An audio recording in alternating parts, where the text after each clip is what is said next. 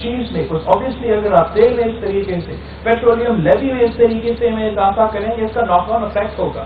ایک مہنگائی کی سونامی، ایک مہنگائی کی طوفان اٹھ کھڑے ہوگا جہاں سے ہر چیز میں اس کا پرائز کا اضافہ ہوگا. لیکن پی ٹی آئی کی حکومت غریب کا نام لے کے امیروں کو فائدہ پہنچاتے ہیں. ان کا ہر بجٹ میں عام پاکستانی کے لیے، عوام کے لیے تکلیف ہے اور امیروں کے لیے ریلیف ہے، اور اسی بجٹ میں وہی سلسلہ ہمیں نظر آ رہا تھا.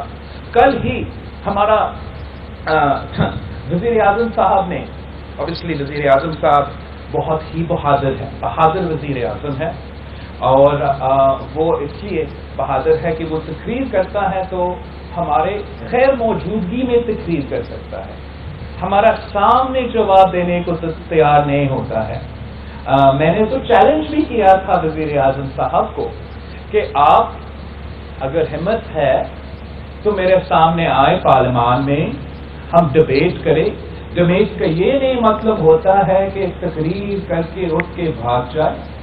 ڈبیٹ کا یہ مطلب ہے کہ ہمارے بات سنیں، نون لیگ کے بات سنیں، JUIF کی بات سنیں، ANP کی بات سنیں، مینگل صاحب کی بات سنیں، PTM کے جو نمائندے ہیں ان کے بات سنیں اور پھر ہمارا جواب دیں.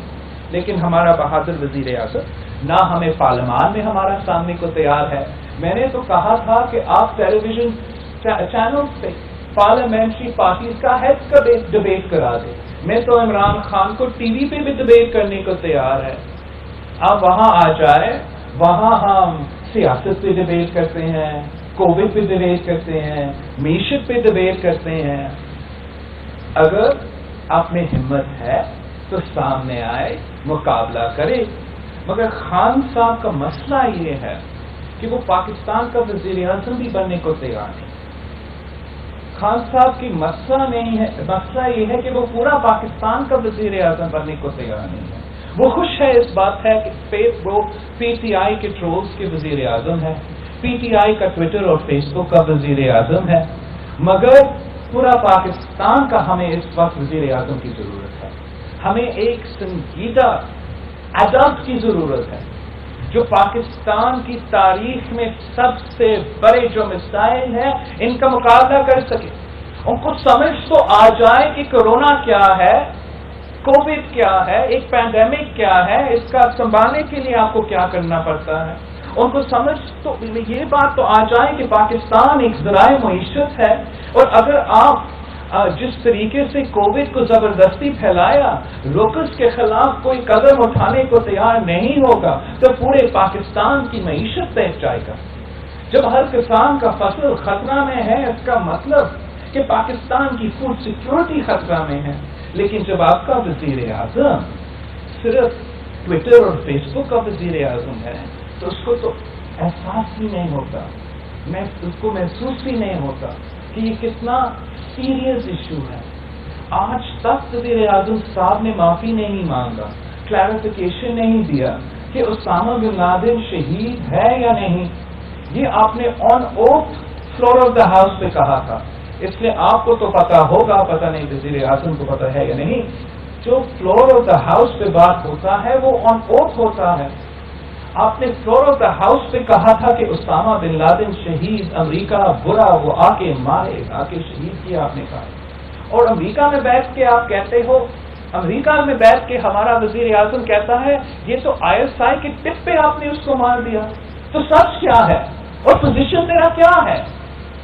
کیا آپ کا پوزیشن وہی ہے جو ہمیشہ سے تھا کہ ہمارے جو پاکستان کے سٹیزنز کو شہید کرتے، پاکستان کے جرنلسٹ کو شہید کرتے، پاکستان کے سولجرز کو، افواج کو شہید کیے، حملے کیے ہیں ہمارے ملٹری ادارے پہ، ہمارا نیول بیسز پہ، کس میں جو ہمارے جو شہید محترمہ بینظیر بھٹو کے خلاف، جس نے 1993 کا رمزی یوسف کا قاتلانہ حملہ کا پیچھے کون تھا، 1994 کا کو اٹیمپٹ، اسلامک کو اٹیمپٹ جو پاکستان نہ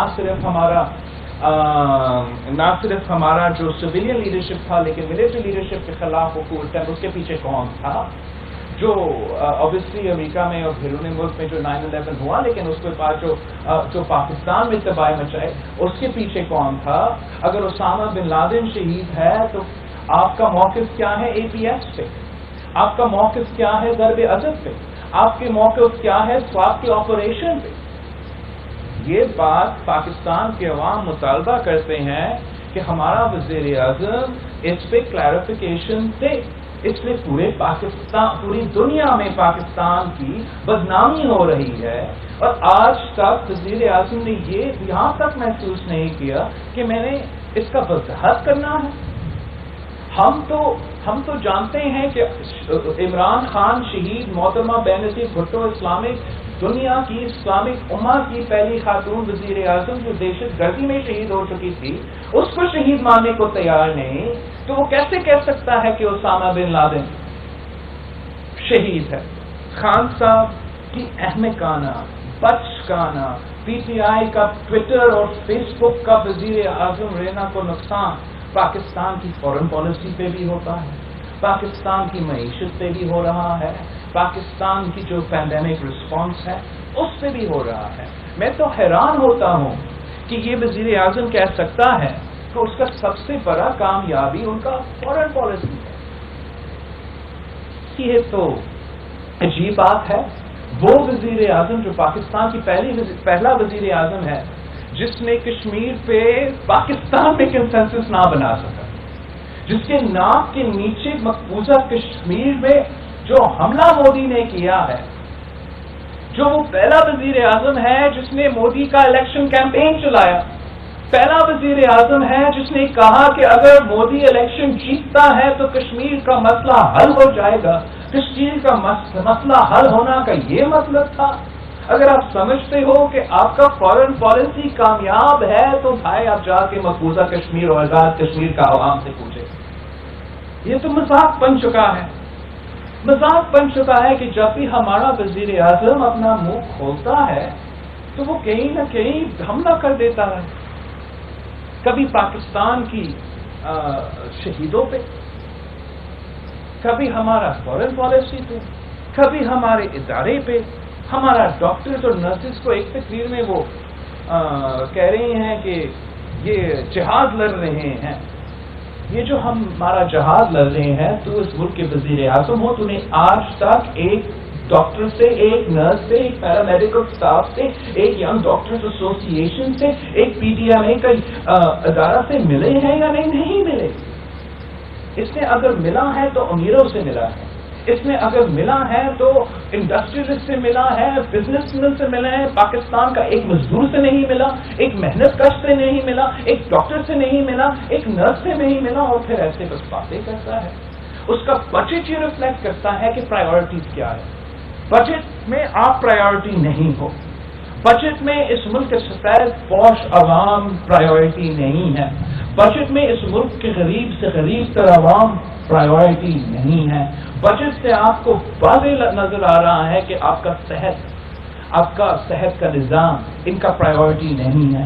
تعلیم ان کا پرائیورٹی نہیں ہے. اگر ان کا پرائیورٹی ہے تو وہ اپنا الیکٹیبلز کو، اپنے کینڈیڈیٹس کو، اپنے اتحادیوں کو سلش فنڈز وہ دے رہے ہیں آپ کے بجٹ کی صورت. جو پیسہ ہم صحت پہ استعمال کر سکتے تھے، جو پیسہ ہم اپنا صحت کے نظام میں اضافہ کرنے کے لیے استعمال کر سکتے تھے، یہ حکومت وہی پیسہ اپنے ہی علاقوں میں، اپنے ہی کینڈیڈیٹس کے اسکیمز کے لیے استعمال کیے جا رہے ہیں. یہ اس قسم کے اس ٹائم پہ جب ہم نے پاکستان کی پوری معیشت کو اس کام میں استعمال کرنا چاہیے تھا، اس کام پہ لگانا چاہیے تھا کہ ہمارا ہیلتھ کا نظام میں اضافہ ہو، ہم ہر پاکستانی کی صحت اور زندگی کو تحفظ کریں. اس وقت ہمارا وزیر اعظم صاحب کی بجٹ ایک امیروں کی بجٹ ہے، ایک P T I M F budget ہے، اور پاکستان کی جو ضروریات ہے، پاکستان کی جو پرائیورٹیز ہے وہ مد نظر نہیں رکھتے، وہ سب سے آگے نہیں رکھے جاتے ہیں. اس کے ساتھ ساتھ جو مسلسل حملہ ہمارا وزیر اعظم کی طرف سے ہمارا آئین پہ ہوتا ہے، اس کی قابل مذمت ہے. جب یہ لوگ 18ویں ترمیم کی بات کرتے ہیں، وہ کسی ترمیم کی بات نہیں کر رہے ہیں، وہ آئین پاکستان 1973 کانسٹیٹیوشن کی بات کر رہے ہیں۔ پی ٹی آئی کا پلان، خواہش، مینیفیسٹو، سو کال نظریہ یہ ہے کہ 1 یونٹ کو وہ زبردستی واپس لے آنا چاہتے ہیں، جس کے سب سے زیادہ نقصان اس وفاق کو ہوگا، جس کا سب سے زیادہ نقصان پاکستان کے غریب عوام کا ہوگا۔ آج بھی پوری دنیا مان رہی ہے کہ ہم نے صحت پہ اور تعلیم پہ اور اپنے عوام کے حقوق پہ کافی پیسہ خرچ نہیں کیا ہے۔ اگر ہم 1 یونٹ کی طرف واپس چلے جاتے ہیں تو ہم یہ انڈیکیٹ کر رہے ہیں، یہ میسج بھیج رہے ہیں کہ ہم اپنا عوام کے صحت پہ، اپنے عوام کے ایجوکیشن پہ پرائیورٹی نہیں رکھنے کو تیار ہے، ہم ان کو وہ خود مختاری دینے کو تیار نہیں ہے، جو کسی 18th امینڈمنٹ کا وعدہ نہیں، 1973 کا کانسٹیٹیوشن کا وعدہ تھا۔ لیکن ہمارا جو جھوٹا وزیر اعظم ہے، جس کا آمرانہ سوچ ہے، اس کا ہر جگہ، وہ چاہے وہ ہمارا میڈیا کا دوست ہے، چاہے وہ سیاستدان ہے، وہ ہر جگہ صرف اور صرف پولیٹیکل وکٹمائزیشن کر رہا ہے۔